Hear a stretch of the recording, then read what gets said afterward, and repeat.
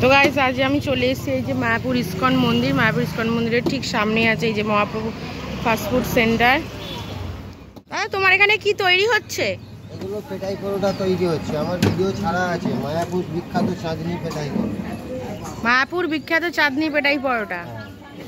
আচ্ছা, মাত্র 20 টাকা প্লেট, 100 গ্রাম পরোটা, আনলিমিটেড তরকারি, 4 টুকরো শসা কচা, 1 পিস লঙ্কা, সস কাটুন্দি খেলে আছে। একদম ভেজ।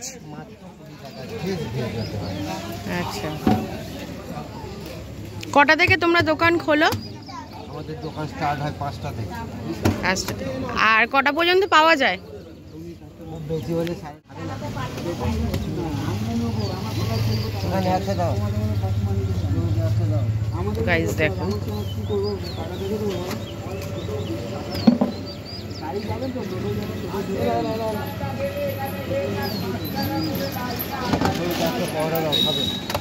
আচ্ছা কি কি দিয়ে বানাও এগুলো? শুধু ময়দা আছে, ময়দা, তেল, পরিমাণ মাফিক লবণ। আচ্ছা, ওরা আমাদের বিক্রি করতে, ওরা আমাদের বিক্রি করতে দেয় না। ময়দা আর তেল দিয়ে কি মাখেন? না, ময়দা তেল দিয়ে মাখেন। শেষ ময়দা, পরিমাণ মাফিক লবণ, যতটুকু প্রয়োজন জল ততটুকু, আর কিছু নেই।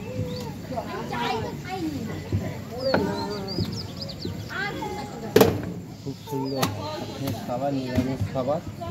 আগে খান পরে গাইস দেখতেই পাচ্ছ 100 গ্রাম পরোটা, সাথে আনলিমিটেড তরকারি, কাঁচা লঙ্কা দিয়ে মাত্র প্লেট কত?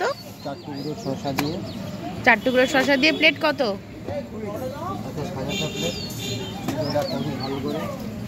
তো গাইস এই যে দেখতে পাচ্ছ 100 গ্রাম পেটাই পরোটা, পেটাই পরোটা বলে তো এটা হচ্ছে আনলিমিটেড ঘুগনি, শসা আছে, লঙ্কা আছে, মাত্র প্লেট হচ্ছে 20 টাকা।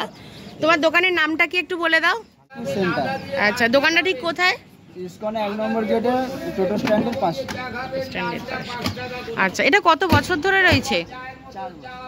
4 বছর। আচ্ছা, এই যে দেখতে পাচ্ছ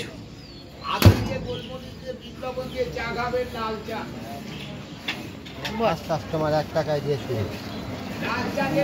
প্রথম দৈনিক কাস্টমার 1 টাকা দেওয়া হয়, দ্বিতীয় কাস্টমার 2 টাকায়, তৃতীয় কাস্টমার 3 টাকায়। এইভাবে 5 জনকে দেওয়ার পরে 20 টাকা প্লেট চালু হয়। আবার লাস্ট কাস্টমার 1 টাকায় দেওয়া হয়। এটা 12 মাসের অফার চলে। একদম যে ফার্স্ট আসবে তাকে 1 টাকায় তোমরা দেবে, বাহ। সেকেন্ড কাস্টমার 2 টাকায়। এইভাবে 5 জনকে দেবো, 5 টাকায় 5 জন খাবে। তারপর থেকে 10 টাকা 20 টাকা চালু।